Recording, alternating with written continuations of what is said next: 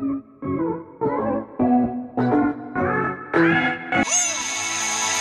terpuji nama Tuhan. Yang percaya Tuhan Yesus baik, boleh lambaikan tangannya. Bersama-sama kita kasih tepuk tangan yang paling meriah bagi nama Tuhan Yesus. Dia baik, dia setia buat setiap kita. Terpuji nama Tuhan.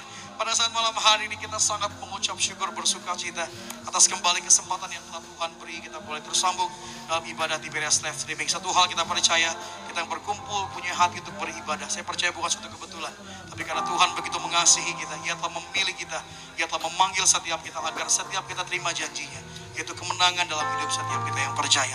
Maka mari sama-sama di malam hari ini, sebelum kita lebih lagi masuk di dalam ibadah ini, kita akan terlebih dahulu memberi diri untuk dengar kebenaran firman Tuhan. Saya percaya agar setiap kita yang mendengar firman Tuhan, hidup kami diubahkan, bahkan hidup kami mendapat kekuatan yang daripada Tuhan. Kita satukan hati kita kembali, kita bersatu di dalam doa. Bapa kami dalam kerajaan surga, di dalam nama Tuhan Yesus Kristus, Engkaulah pelindung buat kami, penyelamat buat kami, penyegar jiwa kami. Kami bersyukur di malam hari ini kami boleh sama-sama berkumpul, punya satu suara bernyanyi, meninggikan, menyembah nama Tuhan. Kami doa Tuhan agar Engkau yang campur tangan dalam ibadah kami pada hari ini. Kami percaya Engkau tidak terbatas oleh ruang dan waktu. Kami percaya Roh-Mu dapat menjamah setiap hati kami. Dimanapun pribadi lepas pribadi yang boleh menyaksikan ibadah Tiberias Live Streaming di malam hari ini. Kami doa biar melalui ibadah ini, iman kami semakin dikuatkan. Kami terus mendekatkan hidup kami sama Tuhan, Allah kami yang sungguh baik, sungguh mengasihi kami. Tiba pada saat malam hari Tuhan, kami mau duduk diam, diajar, dibekali, diberkati oleh kebenaran firman Tuhan. Biar hidup kami terus di dalam hidup dalam pertobatan. Dan kami terus ikut jalan ya Tuhan. Kami mau setia sama Tuhan sebab Tuhan terlebih dahulu setia kepada kami. Maka doa kami Tuhan berkati setiap kami yang mendengarkan firman Tuhan. Agar melalui firman Tuhan kami diubahkan. Kami semakin hari semakin melekat, mendekat kepada Tuhan. Ini doa kami dengan ucapan syukur di dalam nama Tuhan Yesus. Yang percaya bersama-sama kita katakan amin. Kita kasih tepuk tangan kemuliaan bagi nama Tuhan. Kita siapkan hati kita di malam hari ini. Kita sambut firman Tuhan. Haleluya Yesus. Engkaulah perisaiku saat badai hidup menerpaku. Firman-Mu di dalamku tenangkan jiwaku. Sama-sama nyatakan, Engkaulah perisai hidup kami. Engkaulah perisaiku, oh, saat badai hidup menerpaku. Firman-Mu di dalamku tenangkan jiwaku. Ku kan berdiri di tengah badai dalam kekuatan yang Kau berikan. Sampai kapanpun ku kan bertahan, karena Yesus selalu menopang hidupku.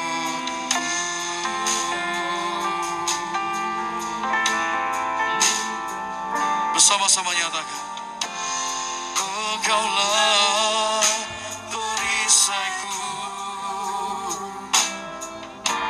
saat badai hidup menerpaku. Firman-Mu di dalamku tenangkan jiwaku.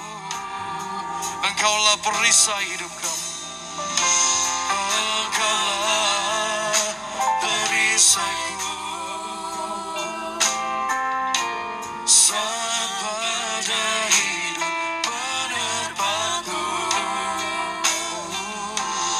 Firman-Mu di dalam setiap kami yang tenangkan jiwa kami. tenangkan jiwaku, ku kan berdiri di tengah badai, dalam kekuatan yang kau berikan. Sampai kapanpun ku kan bertahan, karena Yesus selalu menopang. Ku kan berdiri di tengah badai, dalam kekuatan yang kau berikan. Oh, sampai kapanpun ku kan bertahan, karena Yesus selalu menopang hidupku. Oh, ku kan berdiri di tengah badai, dalam kekuatan yang kau berikan. Oh, sampai kapanpun ku kan bertahan, karena Yesus selalu menopang. Ku kan berdiri, oh, di tengah badai, dalam kekuatan yang kau berikan. Sampai kapanpun ku kan bertahan, karena Yesus selalu menopang. Ku kan berdiri di tengah badai, dalam kekuatan yang kau berikan. Sampai kapanpun ku kan bertahan, karena Yesus selalu menopang. Ku kan berdiri di tengah badai, dalam kekuatan yang kau berikan. Sampai kapanpun ku kan bertahan, karena Yesus selalu menopang hidupku. Lebih syukuri harapan Tuhan sama-sama. Ku kan berdiri di tengah badai, dalam kekuatan yang kau berikan. Sampai kapan ku kan bertahan, karena Yesus selalu menopang. Ku kan berdiri di tengah badai, dalam kekuatan yang kau berikan. Sampai kapanpun ku kan bertahan, karena Yesus selalu menopang hidupku.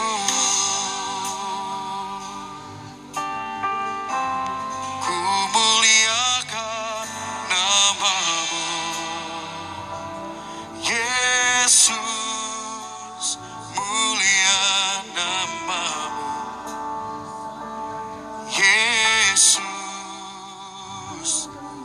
Namamu besar dan layak dipuji.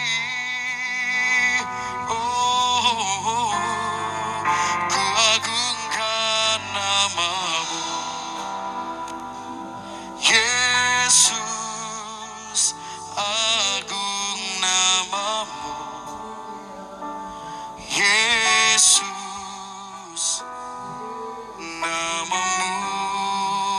besar dan layak dipuji. Jemaat Tuhan Tiberias di malam hari ini sambut firman Tuhan sama-sama.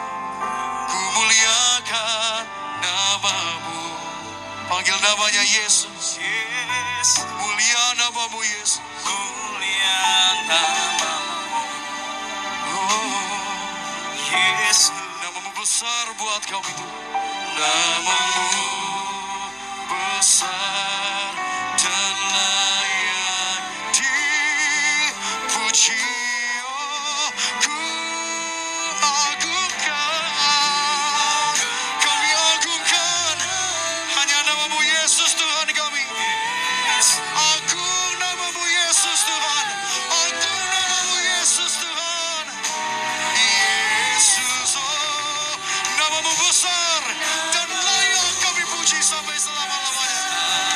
Dan layak dipuji. Kita kasih tepuk tangan sorak-sorai sambut firman Tuhan. Ku muliakan namamu Yesus, mulia namamu. Oh Yesus, namamu besar dan layak dipuji. Mari bersama-sama katakan, ku agungkan namamu Yesus, agung namamu Yesus, namamu besar, besar dan layak dipuji. Sambil angkat kedua tanganmu, namamu besar, besar dan layak dipuji. Oh, namamu besar Tuhan, besar dan layak dipuji.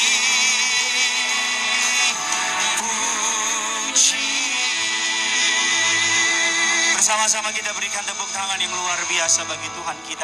Bapa dalam surga, dalam nama Tuhan kami Yesus Kristus, dengan segenap keberadaan kami nyatakan Engkau Tuhan yang besar, Engkau Allah yang ajaib, tidak ada perubahan dalam setiap janjimu ya dan amin. Kami mengucap syukur kami kembali bisa beribadah di ibadah tengah minggu pada malam hari ini. Kami berterima kasih untuk kesempatan yang indah. Kami boleh menghadap tata anugerah-Mu, menikmati kebenaran firman-Mu, menyembah Engkau Raja kami. Bahkan nanti kami akan menerima tubuh dan darah Tuhan Yesus. Kami percaya tubuh-Mu adalah benar-benar makanan, darah-Mu adalah benar-benar minuman, menyucikan, menyempurnakan setiap kami. Urapi hamba-Mu yang telah Kau tibakan di tengah-tengah umat-Mu. Urapi dia, setiap kata kalimatnya ada tanda kuasa dan mukjizat.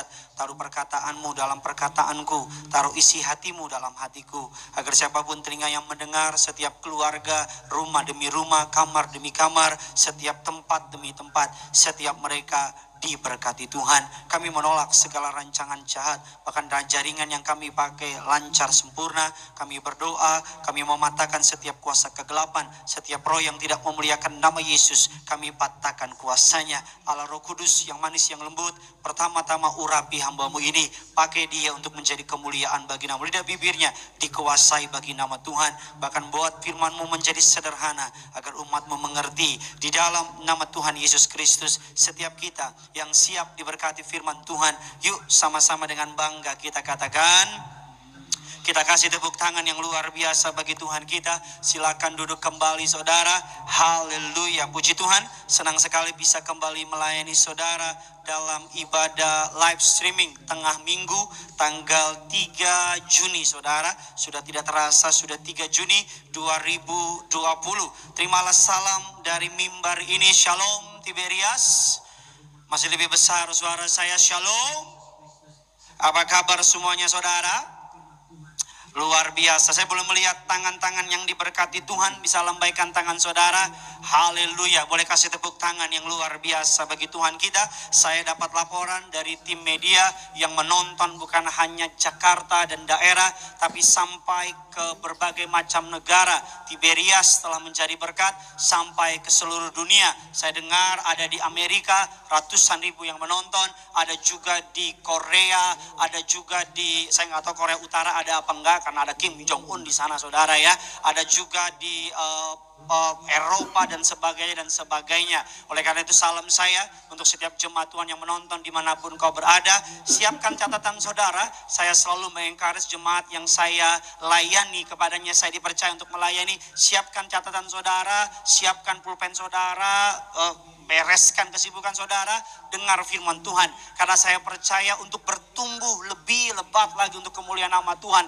Apalagi di zaman yang sukar ini, saya percaya rahasianya, obatnya, vitaminnya atau toniknya adalah firman Tuhan. Kita akan melihat suatu ayat yang menarik yang menjadi suatu perbandingan. Tema khotbah saya bisa tolong ditampilkan adalah rahasia jemaat mula-mula. Tema khotbahnya rahasia jemaat mula-mula. Tapi saudara, tadi dalam persiapan saya tadi di bawah, tiba-tiba Roh Kudus mengingatkan saya, dan isinya saudara jauh berbeda dengan apa yang telah saya siapkan. Saya percaya kalau Roh Kudus yang tuntun pasti memberkati saudara. Katakan amin.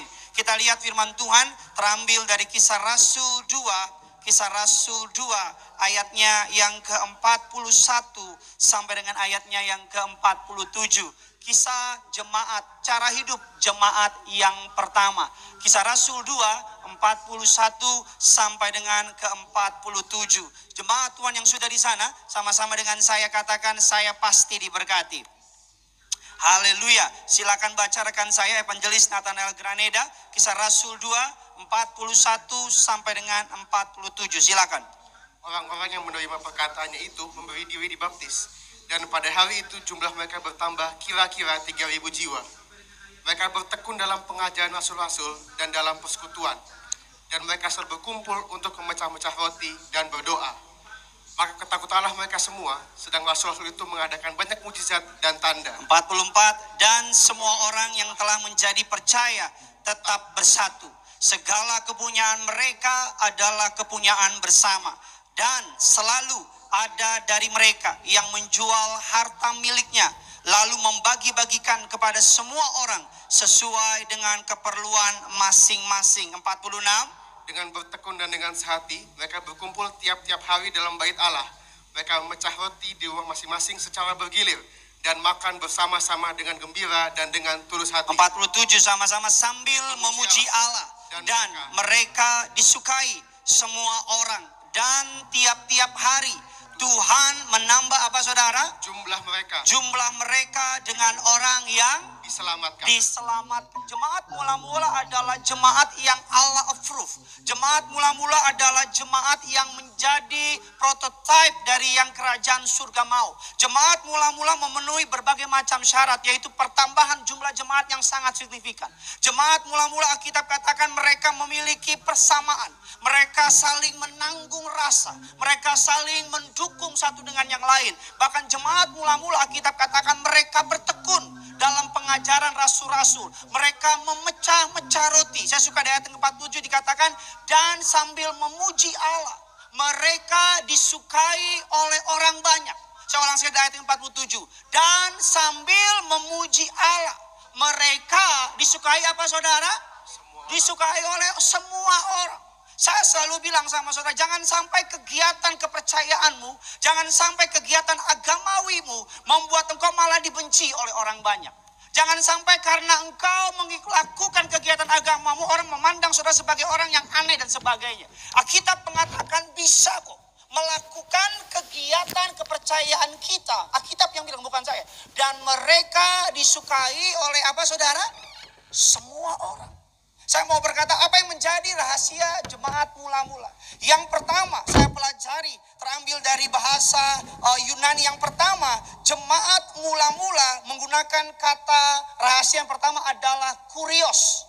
Kurios. Jemaat mula-mula saudara menjadikan Tuhan bukan hanya sebagai juru selamat mereka, menjadikan Tuhan bukan hanya sebagai Allah yang menyelamatkan, tapi mereka menjadikan Tuhan sebagai kurios. Apa artinya Pak Pendeta?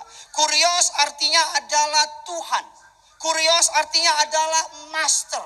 Kurios artinya adalah pemilik hidup, owner of our life, yang memegang hidup kita, yang memegang keberadaan kita. Apa dasar firman-Nya? Kisah Rasul 10 ayatnya yang ke-36, silakan. Itulah firman yang ia suruh sampaikan kepada orang-orang Israel, yaitu firman yang memberitakan damai sejahtera oleh Yesus Kristus, yang adalah Tuhan dari semua orang. Yang adalah Tuhan dari apa saudara? Semua orang. Dari semua orang. Mengapa jemaat mula-mula berkembang dengan pesat? Berkembang dengan luar biasa. Karena jemaat mula-mula mereka menjadikan Tuhan sebagai kurios. Ada banyak orang Kristen hari ini ketika mereka mengikut Tuhan, mereka hanya memandang Tuhan sebagai sumber berkat mereka. Mereka hanya memandang Tuhan sebagai sumber perlindungan mereka. Seakan-akan Tuhan asuransi buat mereka. Asuransi anti bangkrut, asuransi anti sakit, asuransi dan sebagainya. Tapi mereka lupa, memang Tuhan adalah sumber penyelamat. Memang Tuhan adalah sumber penyembuh. Tapi satu hal yang kita nggak boleh lupakan, bahwa Tuhan adalah kurios. Siapa dia? Pemilik hidup kita. Tuhan adalah master of our life. Dia adalah pemimpin kita. Dia adalah raja dalam hidup kita. Dia adalah Tuhan dalam hidup kita. Bukan hanya Tuhan, T-U-H-A-N. Tapi dia adalah T-U-A-N, master, pemimpin dalam hidup kita. Jadi resiko ketika saudara menerima Yesus, bukan lagi engkau yang mengendalikan hidupmu, tapi Tuhan yang mengendalikan hidup saudara dan saya. Katakan amin. Ketika saudara menerima Kristus, bukan lagi Kristus yang bukan lagi saudara yang memimpin langkah saudara, tapi Kristus yang memimpin langkah saudara. Katakan amin. Makanya dikatakan orang yang menerima jemaat mula-mula menjadikan Kristus sebagai kurios. Mereka menjadikan pusat pengajaran mereka adalah apa? Yesus sebagai Tuhan. Yesus sebagai juru selamat. Dia bukan hanya sekedar Allah yang baik, Allah yang lembut, tapi dia adalah master of our life. Dia pemimpin dalam hidup kita. Dia yang menuntun langkah kita. Dia yang memberkati kehidupan kita. Kita lihat kebenaran firman Tuhan. Saya masuk lebih dalam lagi. Sama-sama kita lihat 1 Korintus 2 ayat yang ke-23. Demikian firman Tuhan, 1 Korintus 1:23. Tetapi kami memberitakan Kristus yang disalibkan, untuk orang-orang Yahudi suatu batu sandungan, dan untuk orang bukan Yahudi suatu kebodohan. 1 Korintus 2 ayat yang kedua. Sebab aku telah memutuskan untuk tidak mengetahui apa-apa di antara kamu selain Yesus Kristus, yaitu dia yang apa saudara? disalibkan. Yang disalibkan. Rasul Paulus mengatakan, aku telah memutuskan untuk tidak mengetahui apa-apa di antara kamu selain Yesus Kristus, yaitu dia yang disalibkan. 1 Korintus 1 ayat yang ke-23. Tetapi kami memberitakan Kristus yang disalibkan, untuk orang-orang Yahudi suatu batu sandungan, dan untuk orang-orang bukan Yahudi suatu kebodohan. Yesus bukan hanya sebagai Tuhan yang baik, Tuhan yang penuh dengan kasih, tapi jemaat mula-mula rahasia mengapa mereka berkembang dengan dahsyat dan luar biasa. Karena mereka menjadikan Tuhan sebagai master, pemimpin. Makanya saya percaya anak-anak Tuhan adalah anak-anak yang taat dengan otoritas. Anak-anak Tuhan adalah anak-anak yang bisa tunduk kepada peraturan. Anak-anak Tuhan adalah anak-anak yang mencintai pemimpin mereka. Karena Tuhan kita mengajarkan kita untuk taat kepada pemimpin kita. Kalau saudara bilang saudara mencintai Yesus, tapi kalau saudara tidak mengikuti perintahnya, saudara tidak melakukan apa yang menjadi perintah Tuhan, kita katakan barang siapa mengasihi aku, ia akan melakukan apa yang aku perintahkan kepadanya. Alkitab katakan, kalau saudara hasilkanlah buah pertobatan yang sesuai dengan apa yang saudara lakukan. Makanya jemaat mula-mula menjadikan Yesus sebagai kurios, sebagai Tuhan, sebagai master, owner, pemilik dalam kehidupan. Kalau kita jadikan Tuhan sebagai owner dalam hidup kita, kita nggak akan sembarangan. Katakan amin. Kalau kita jadikan Tuhan sebagai pemilik dalam kehidupan kita, apapun yang kita lakukan, kita nggak akan, karena walaupun kita katakan engkau telah ditebus, hidup yang kau punya bukan kau lagi yang hidup, tapi Yesus Kristus yang hidup di dalam engkau. Katakan amin. Bukan lagi engkau yang menguasai hidupmu, tapi Kristus Yesus yang menguasai hidupmu. Katakan amin. Engkau bukan lagi menjadi Tuhan atas hidupmu, engkau bukan lagi menjadi master dalam hidup, engkau tidak lagi memegang kendali dalam kehidupanmu, tapi Tuhanlah yang memegang kendali dalam kehidupan saudara. Katakan amin. Makanya hari-hari ini ada banyak jemaat yang, Pak Pendeta, kapan gereja buka lagi? Pak Pendeta, di sini udah boleh, sini udah boleh. Selalu pesan gembala sidang, kita tunggu pemerintah.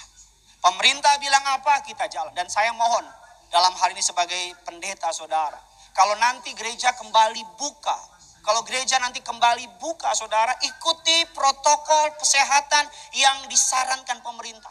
Kalau pemerintah bilang jaraknya 1,2 meter, lakukan.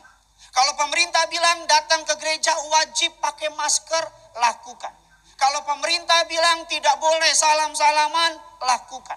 Jangan pakai alasan, Pak Pendeta, kita beriman, tidak akan rusak, tidak akan kena. Saya mau bilang beriman boleh. Tapi jangan sampai imanmu membuat engkau tidak menghormati otoritas yang Tuhan beri kepada pemimpin saudara.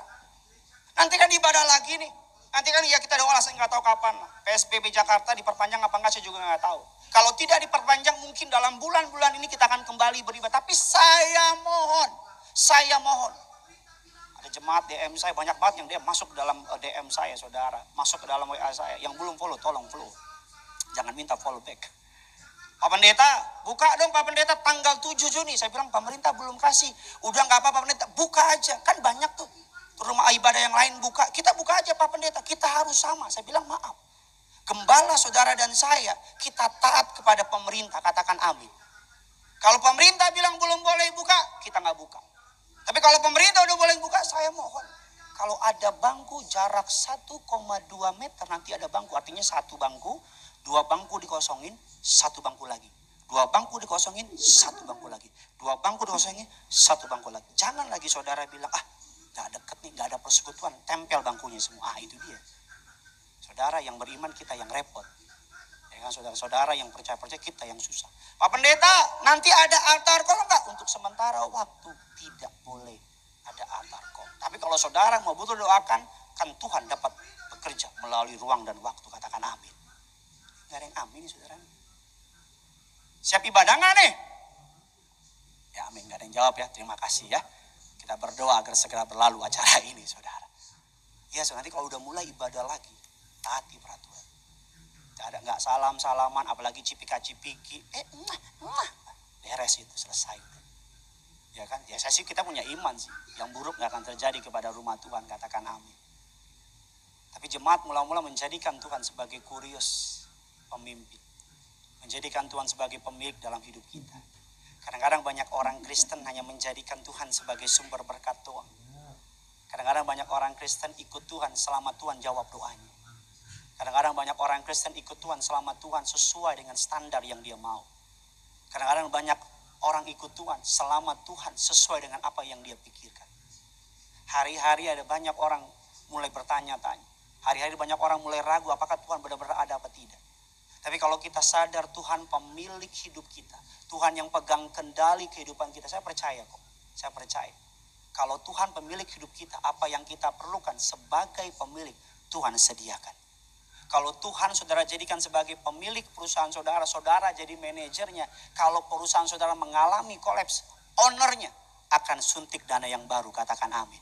Kalau saudara sebagai pemilik perusahaan, saudara tidak mengandalkan Tuhan dalam kehidupan saudara, maka apa yang terjadi ketika ada masalah? Sebagai pemilik saudara bertanggung jawab. Tapi kalau saudara jadikan Tuhan pemilik kehidupan saudara, menjadikan Tuhan yang memegang kehidupan saudara.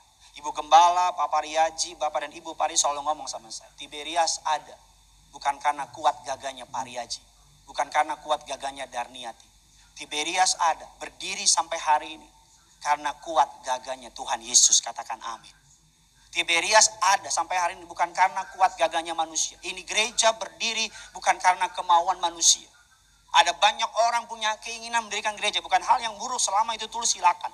Tapi gereja ini berdiri karena Tuhan panggil gembala saudara. Dan ketika gereja ini berdiri, ada banyak orang ingin mengambil gereja ini. Pak Pariaji karena orang yang sangat gak punya kepentingan apa-apa sama ibu, dia mundur. Ketika ada banyak orang yang ingin mengambil jemaat, dia mundur, dia gak pernah pusing. Tapi karena Tuhan memerintahkan, dia menjalani. Dan dia selalu berkata bahwa Tiberias punyanya Tuhan Yesus, katakan amin. Kuriakon, pemilik dari Tiberias adalah Tuhan Yesus, katakan amin. Kalau kita pegang janji itu, maka Tiberias akan terus ada sampai Tuhan datang kedua kali. Yang percaya, kasih tepuk tangan dulu buat Tuhan kita. Begitu juga saudara yang pelayanan, jadikan pelayananmu bukan milik saudara.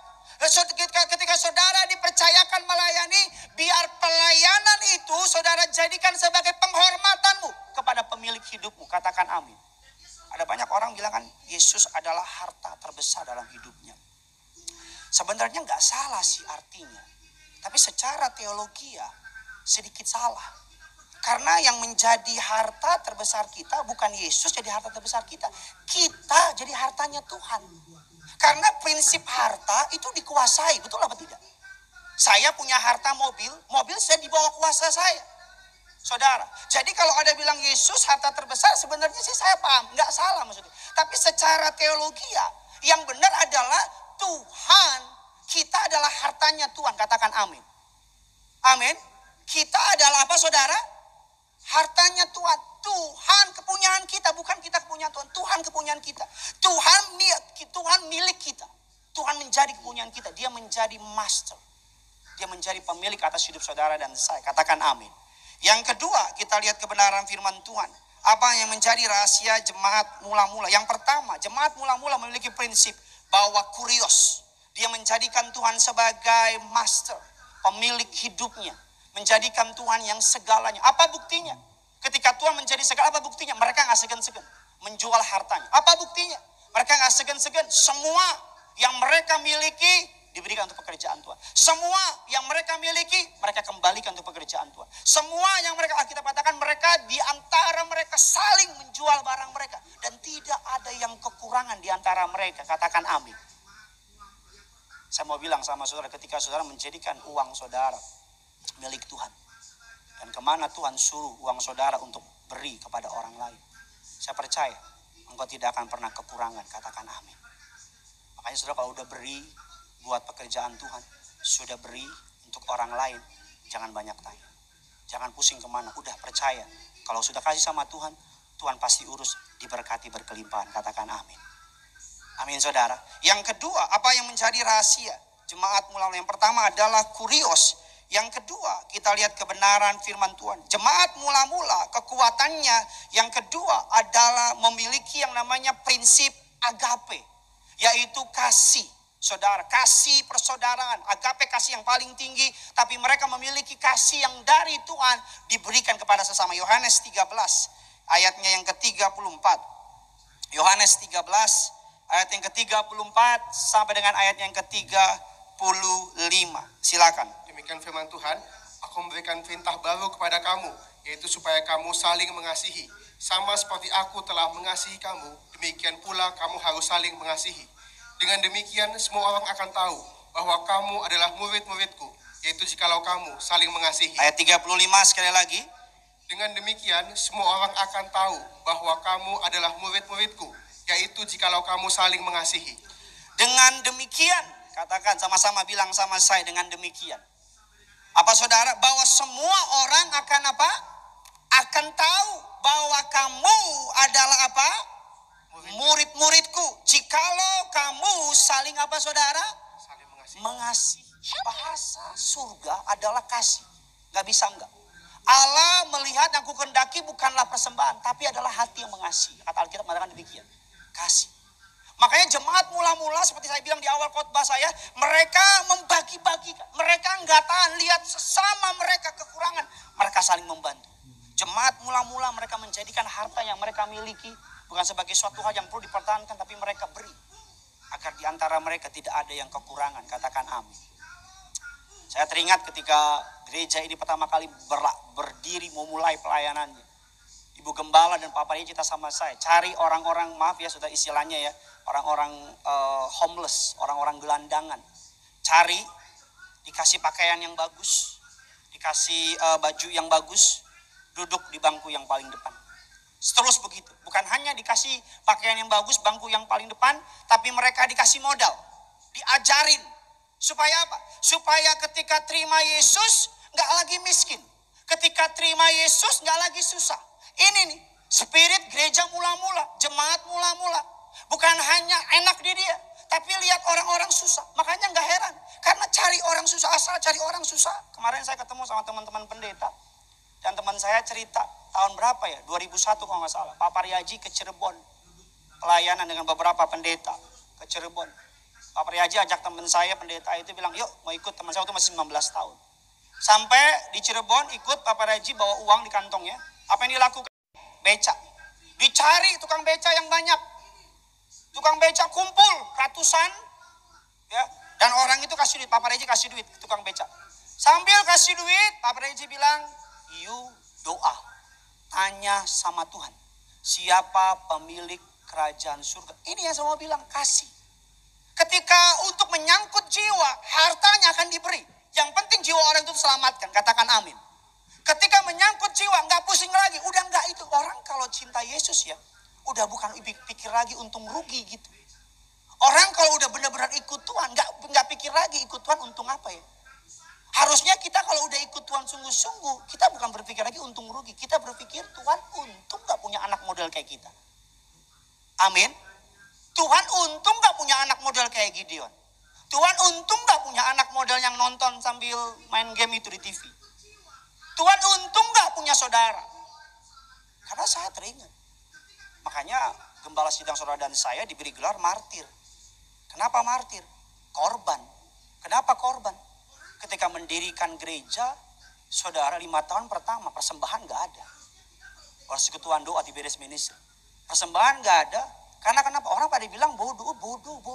Bahkan salah seorang Pak Paryaji kan latar belakang dari istana. Salah seorang pejabat negara datang sama Pak Paryaji dan bilang, Paryaji nanti yuk jadi miskin kalau bikin-bikin kayak begitu. Tapi ketika hati menyangkut jiwa, menyangkut kerajaan surga, uang udah bukan hal yang penting. Pokoknya yang penting asal kerajaan surga berkembang, asal nama Tuhan dipermuliakan, lakukan, diberikan. Suatu hari saya pelayanan, diundang sama jemaat. Sambil undang jemaatnya tanya sama saya, Pak Pendeta mohon maaf, tarifnya berapa? Saya kan tanya, tarif apa nih? Emang saya angkot apa gimana sih?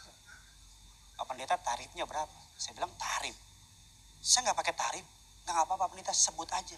Saya mau sebut 1 triliun gitu. Pusing-pusing lo bayar. Saya bilang maaf, di gereja kami, gembala kami, ngajar kami, dapat cuma-cuma, beri dengan apa? Cuma-cuma. Gak apa-apa pendeta sebut aja berapa, gak apa-apa. Biar kami ajuin ke kantor. Saya bilang, enggak, saya gak pakai tarif. Kalau saya sebut tarif, saya berdosa sama Tuhan. Ini dia di atas dia tidak Tuhan saksi. Jadi berapa Pak Pendeta? Berapa yang Roh Kudus taruh di hati kamu, itu yang Tuhan mau kasih. Berkali-kali pelayanan. Bukan bermaksud menyombongkan diri. Tapi yang menjadi kebanggaan saya pelayanan di gereja Tiberias, karena gembala saya menekankan, pendeta harus punya iman. Bukan hidup dari minta-minta. Kalau sebagai hamba Tuhan, Tuhan pasti mencukupi. Katakan amin. Kalau kita layani, saya pegang omongan gembala sidang. Kalau you layani sungguh-sungguh, you cari Tuhan sungguh-sungguh, Tuhan pasti berkati. Katakan amin. Tuhan pasti buka jalan. Katakan amin. Yang penting kita apa? Hidup sungguh-sungguh. Jadikan Tuhan sebagai pemilik hidup kita. Bukan kita lagi yang mengatur langkah kita. Apa-apa yang hendak kita lakukan karena dia owner, kita cuma manajer.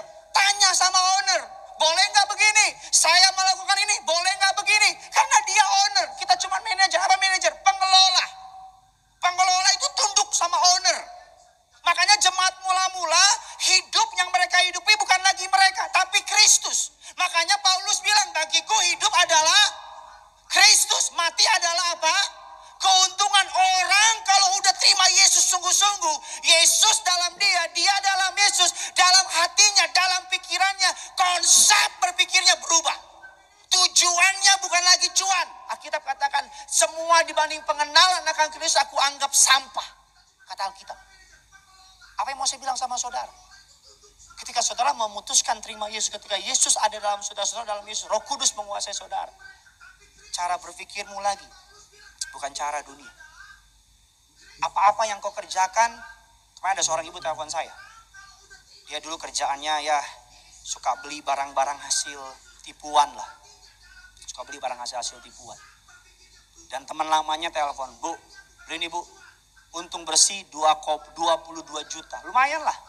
Di masa pandemi ini 22 juta beli sop Renebon bisa berenang. 22 juta. Dia bilang, Pak, secara manusia lagi butuh Pak. Dapat dari mana Pak 22 juta kayak begini? Dan tahu gak saudara? Saya tanya terus ibu gimana? Ya, saya ingat perkataan Pak Pendeta. Saya ingat firman Tuhan, hidup oleh iman. Bukan dari ketakutan, kekhawatiran. Terus gimana saya bilang? Jangan-jangan kalau udah 5 tetap diambil gitu kan. Saya nggak ambil Pak Pendeta. Teman-teman saya bilang, udah ada 22 juta bersih. Jadi barang hasil tipuan dijual, orang ini yang beli. Udah ambil bersih. Enggak. Saya udah komit. Saya anak Tuhan. Saya nggak akan permalukan Tuhan dengan perbuatan saya. Itu kuriakon artinya. Kalau saudara anak muda punya pacar, ada orang bukan anak, deketin saudara. Walaupun ini saudara hidup saudara, tapi saudara bilang, aku bukan lagi menjadi hidupku. Tuhan yang memegang kendali atas hidupku. Bukan lagi raja atas hidupku, biar dia menuntun hidupku. Saudara bilang sama orang itu, enggak. Tapi Pak Pendeta ganteng banget, alisnya nyambung sampai bawah. Tapi Pak Pendeta mobilnya nggak ada pintu keluar dari bawah. Saking canggihnya, terbang bukan lagi jalan. Tapi Pak Pendeta papanya presiden taksi. Atau apapun itu. Kalau Yesus jadi kuriakon, Allah jadi owner, kita jadi manajer, keuntungannya banyak. Kalau engkau jadikan hidupmu pemiliknya adalah Tuhan. Jesus property kalau kata orang-orang gitu. Di sini ada tulis Jesus property. Yesus menjadi milik hidupmu. Engkau jadi kepunyaannya. Engkau jadi hartanya. Tuhan gak akan tinggal diam ketika engkau mengalami ketakutan. Tuhan akan turun tangan ketika engkau sedang takut dan khawatir. Kasih yang kedua, agape. Kuriakon, agape. Kalau orang udah penuh dengan Yesus, udah penuh dengan Kristus, udah gak pusing lagi. Pokoknya apa aja buat pekerjaan Tuhan. Apa aja. Karena apa? Yang mendrive dia, menjadi dinamo dia bukan untung rugi. Tapi menjadi dinamo bagi hatinya adalah jiwa. Tadi pagi ada satu program anak muda. Cukup terkenal di kalangan Kristen. Telepon saya, Pak boleh nggak acara ini? Saya bilang jam berapa? Jam sore Pak, jam 5 saya ada pelayanan. Saya bilang, kalau pagi gimana Pak? Ya udah, saya bilang iya pagi, ya udah pagi. Tadi malam anak saya jam 2 pagi bangun. Genesaret Benyamin semenjak dia bangun, dia diri, dia gini, Papa, oba artinya bola. Oba. Sampai jam berapa dia tidur? Jam 4 pagi. Mamanya lagi sakit kepala, jadi sayang aku sakit kepala. Saya kata kayaknya pura-pura bohong mamanya. Sayang sakit kepala, titip ya. Jadi istri saya tidur, saya urus anak saya. Saya bilang istri saya, tidak bisa kan kau berjaga-jaga 1 jam saja? Jadi saya sama anak saya main nangning. Oba. Anak saya kan tidur dari jam 8. Jam 12, jam 1 dia seger bangun sampai jam 4. Tidur kurang lebih setengah 5. Bangun saudara masih ngantuk gitu. Karena harus Zoom meeting pagi. Benar-benar pagi. Rasanya hati-hati itu kayak pengen gak mau ah. Tapi ingat apa? Jangan gitu dong. Kamu dipercaya melayani. Kamu diberi karunia untuk melayani. Karena engkau telah aku kasih. Aku telah percayakan engkau pelayanan. Engkau harus bangun melayani. Jadi saya bangun, saya cuci muka, saya mandi. Udah siap-siap depan komputer. Mereka yang telat. Kan kurang asem. Tapi karena apa? Karena kasih. Para pelayan Tuhan jangan pernah berpikir pelayanan harus dibalas gitu. Jangan pernah berpikir pelayanan lihat ladang basah, ladang kering. Emang banjir apa gimana? Di tempat besar, di tempat kecil, saya pegang perkataan gembala sidang. Yang penting hati tulus, gak minta-minta, hidup benar, hidup dalam pertobatan. Maka dengan sendirinya Tuhan punya mata kok untuk berkati engkau. Tuhan punya mata kok untuk promosi engkau. Tuhan gak buta, Tuhan lihat keperluanmu. Dan Tuhan sediakan. Yang percaya kasih tepuk tangan buat Tuhan kita. Amin saudara. Kita yang pelayanan.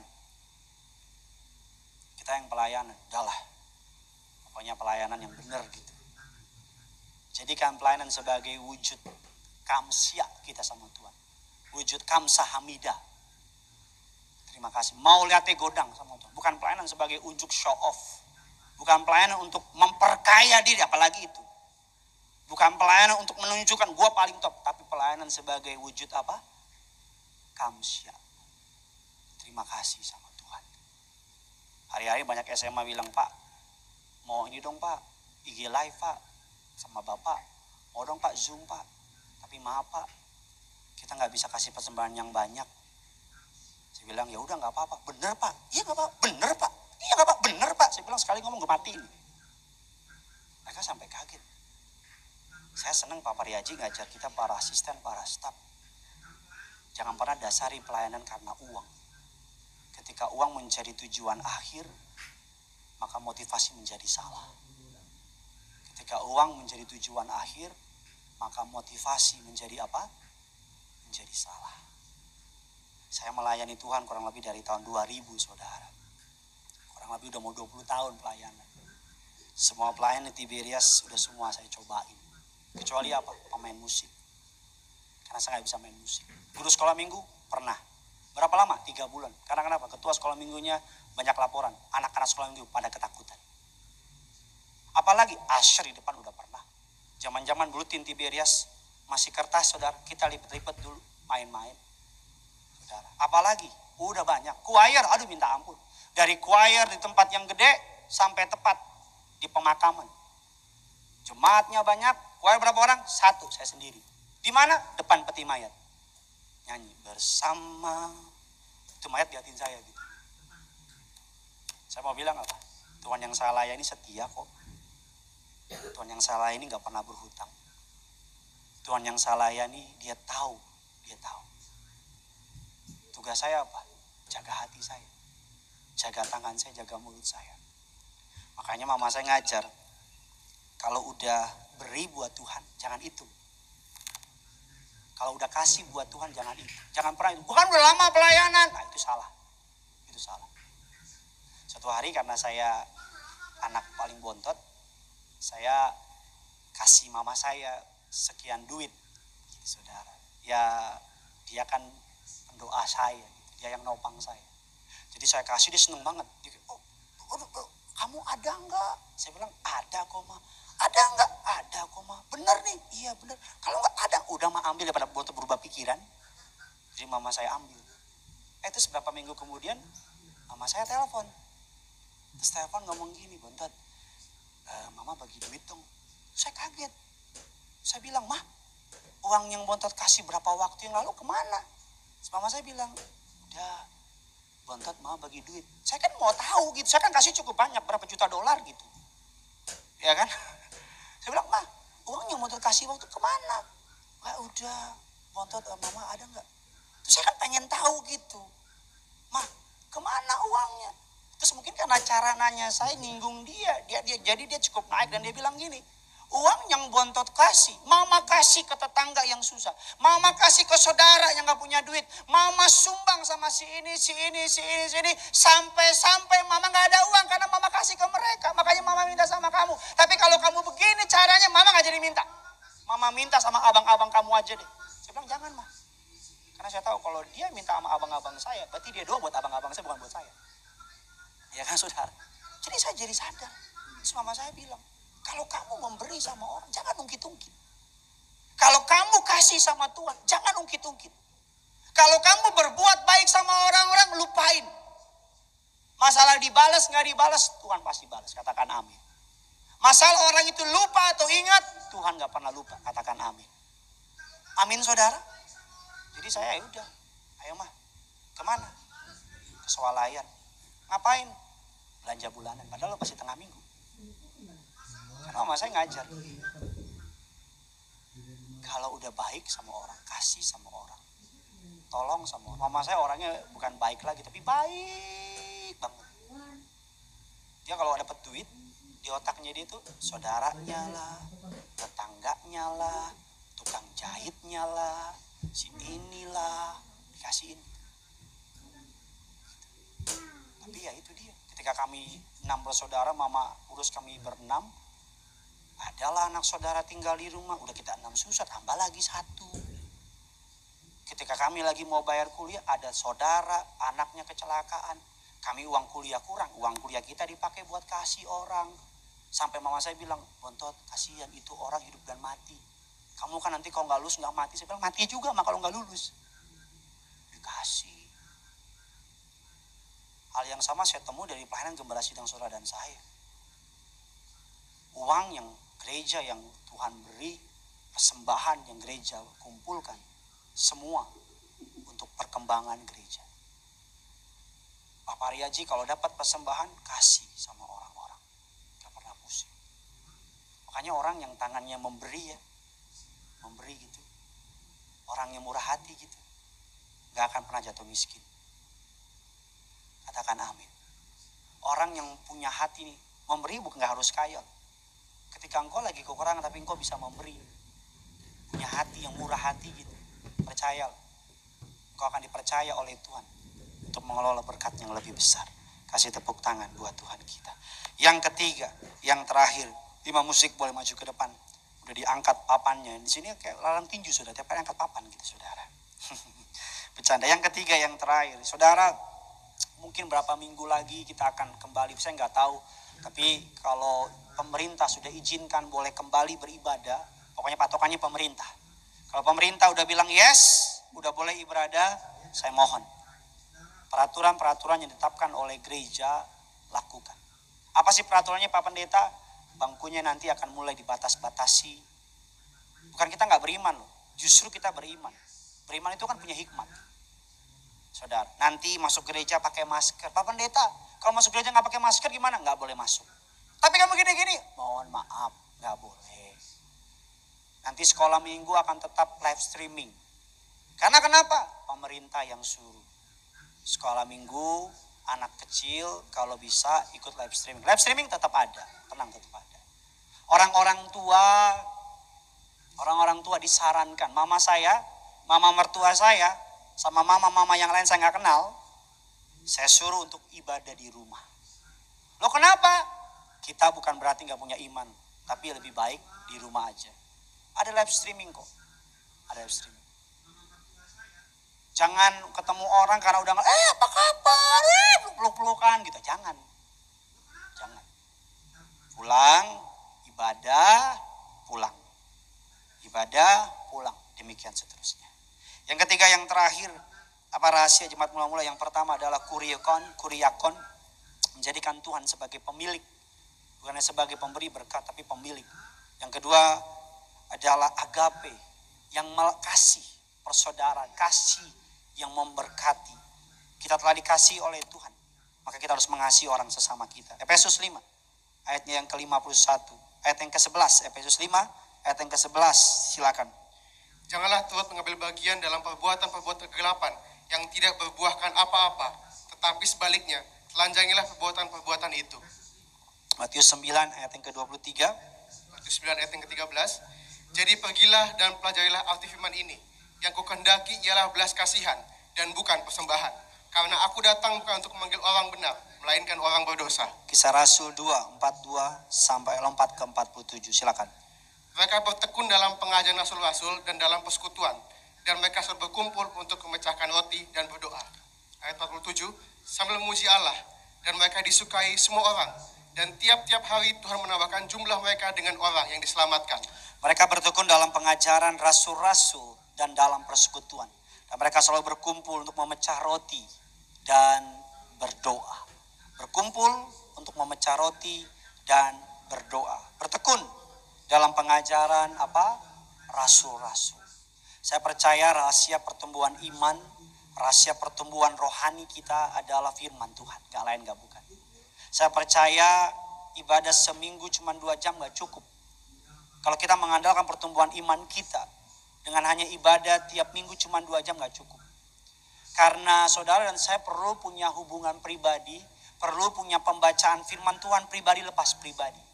Saudara perlu membuka Alkitabmu, bukan Alkitab pendeta, Alkitabmu, engkau mulai baca dan engkau mulai renungkan. Engkau perlu memahami firman Tuhan dari kacamatamu dengan wahyu dari Roh Kudus. Karena Alkitab katakan sambil bertekun, mereka mengikuti pengajaran rasul-rasul.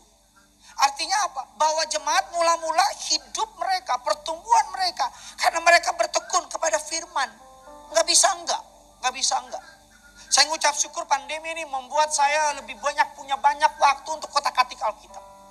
Pandemi ini membuat saya kemarin dalam tempo beberapa waktu yang cukup singkat menyelesaikan perjanjian lama dan sedang mengejar perjanjian baru. Saya udah baca sampai saya sudah, tapi terus baca lagi. Setiap kali saya baca, walaupun sudah berkali-kali saya baca Alkitab, selalu ada yang baru. Padahal saya bilang, saya udah baca kok. Kok ada yang baru? Ayat yang tadi saya baca, saudara, 2 tahun yang lalu saya khotbah dengan tema yang berbeda. Tapi tahun ini saya khotbah dengan ayat yang sama, tapi poinnya berbeda. Dari siapa? Karena firman Tuhan begitu kaya. Setiap season engkau baca hari ini, engkau baca bulan depan, Tuhan bisa berbicara beda. Walaupun ayatnya sama. Walaupun ayatnya sama, tapi engkau baca di musim yang akan datang, bisa Tuhan mewahyukannya berbeda. Karena begitu kaya firman. Firman ini begitu kaya, nggak out of date. Nggak old fashion. Nggak ketinggalan zaman. Saya percaya Alkitab tetap applicable. Tetap dapat dipakai sampai kapan? Sampai selama-lamanya. Ada banyak orang menulis suatu pemahaman, suatu pengertian, suatu filsafat. Tapi sampai hari ini nggak punya daya. Ada banyak orang menulis pemikiran-pemikiran yang pada zamannya terkenal dan hebat. Tapi sampai saat ini dianggap udah kelewatan. Udah out of date. Saya percaya Alkitab nggak perlu diubah. Saya percaya Alkitab nggak bisa dibilang ketinggalan zaman. Alkitab sampai nanti kalau masih ada ribuan tahun ke depan. Atau 2 juta tahun ke depan. Kalau masih ada, saya percaya Alkitab akan tetap menjadi sumber jawaban atas setiap masalah kita. Amin saudara. Akan tetap. Apa yang saudara perlukan hari-hari ini apa? Baca Alkitab. Buka Alkitabmu. Renungin. Mulai dari mana Pak Pendeta? Cari ayat yang kau suka. Kalau kau suka kitab Mazmur, buka kitab Mazmur. Setia. 1 hari 1 pasal. Kalau bisa 2 pasal, lebih mantap. Kalau bisa 3 pasal, oke lagi. Baca 3 pasal, mulai latih diri. Baca, renungin, tanya Tuhan, apa maksudnya dari ayat ini?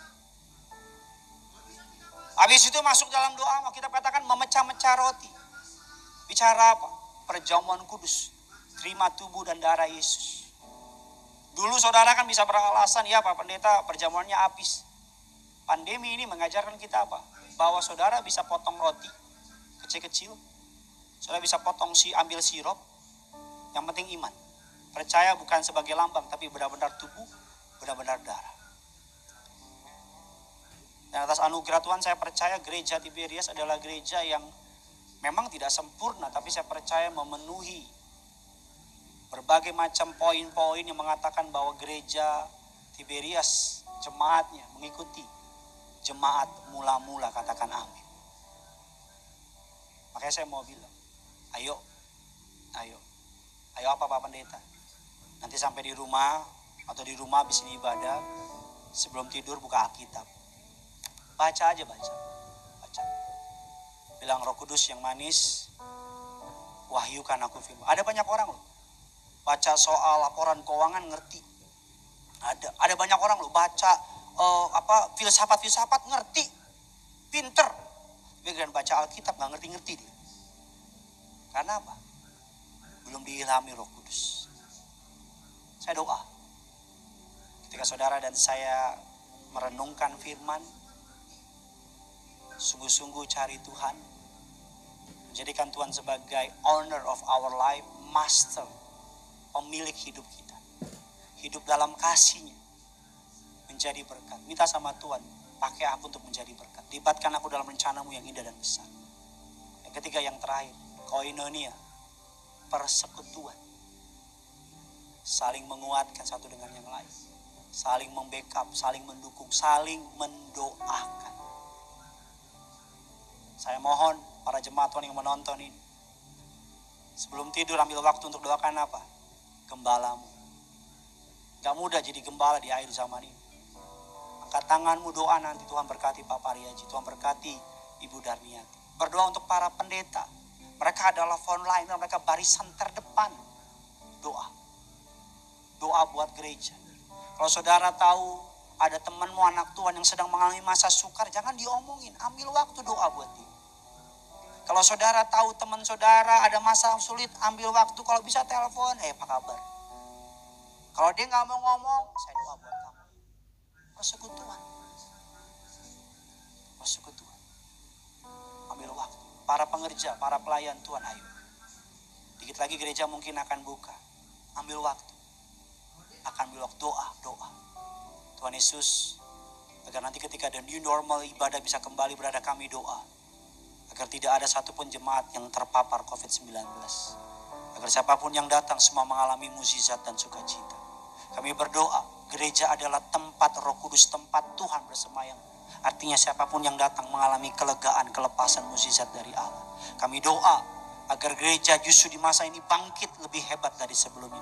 Nama Tuhan dipermuliakan. Amin. Doa. Ambil bluetin saudara, lihat foto Papa Riaji sama Ibu, tumpang tangan. Doa. Habis itu doain siapa? Gideon Simanjuntak, jangan lupa. Amin.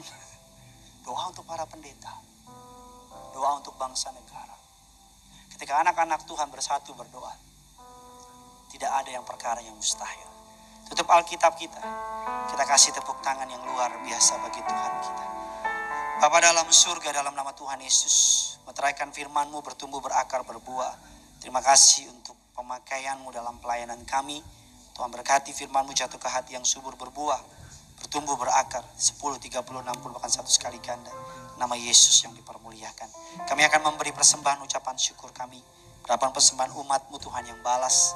Tuhan pakai setiap rupiah persembahan umat-Mu untuk kemuliaan bagi nama Tuhan. Di dalam nama Tuhan Yesus kami berdoa mengucap syukur. Sama-sama kita yang siap memberi, kita katakan. Kita kasih tepuk tangan yang luar biasa bagi Tuhan kita. Selamat memberi. Tuhan Yesus memberkati saudara. Haleluya.